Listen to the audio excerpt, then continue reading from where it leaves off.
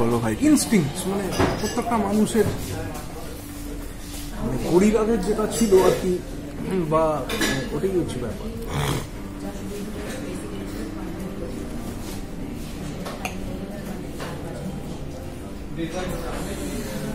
তো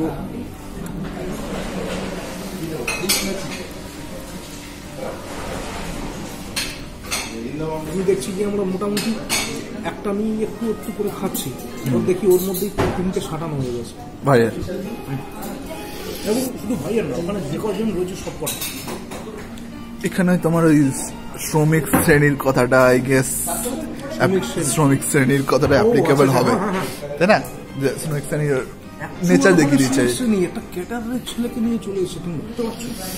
মানে লিটারালি, মানে আমাদের মধ্যে বসে, যদি আমি রেসিস্ট না, আমরা রেসিজম এ করি না, বাট একটা মিনিমাম এ মেনটেন করা উচিত বলে আমি করি।